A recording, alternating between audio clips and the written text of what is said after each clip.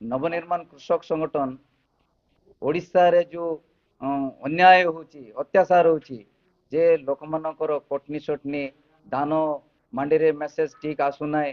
आउ कटनी सटनी अतिरिक्त परिमाण रहउची तेणुकरी आमे आज ये प्रेस मीटा करछु। 2 नंबर कथा हैला ओडिशा टाटा पावर जो स्मार्ट मीटर बहाना रे सबू 16 लक्ष स्मार्ट मीटर पकई 20,000 टंका हरिलुट करी नेउचंती से सब ओडिशा रे चलबो नाय टाटा पावर ओडिशा रे रहिबा दरकार नाय। 3 नंबर रे हैला हमर पॉल्यूशन बहाना रे निरीह लोक मानकर 10 रु 20,000 टंका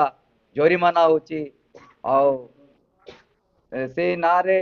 बहुत पैसा होचे जे 3,000 कोटी रु ऊपरे नै कि गोटे ओडिशा रे 40-42 टा कंपनी अच्छी से कंपनी रो प्रदूषण रो कौन सी बकिया पैसा 3,000 कोटी ऊर्ध्व अच्छी तांकर आदाय नाय साधारण लोक मानकर पैसा आदाय होची तेणु करी चलित मास 28 तारीख दिन से ओडिशा नवनिर्माण कृषक जो समस्या को सारा ओडिशा रे बंद डकरा देछि से मालकानगिरी जिला भी आम से बंद डकरा रे से 28 तारीख दिन मालकानगिरी जिला भी संपूर्ण दुकान बाजार तो आराम करी इमरजेंसी गाड़ी छाड़ी बाद बाकी सबू आमे बंद करिवो। सरकार कहते हमको बिना कटनी चटनी रे कटनी चाषीर समस्या क्विंटाल पिछा मंडी रे आज पर्यंत पड़ी रही उठू ना तो गोटे कृषि प्रधान देश जोटे कि दुख बुझापी सरकार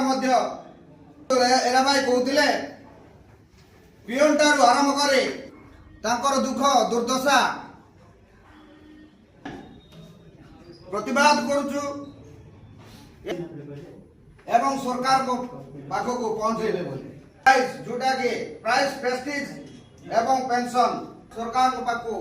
अनुरोध रहइबो अग्राधिकार एवं द्वितीय रे साधारण लोक मुटारू किपरि भाव रे ए ओडिशा मालकानगिरी जिले रे जो किंतु अतिरिक्त परिमाण रे चाषी मानू शोषण आरंभ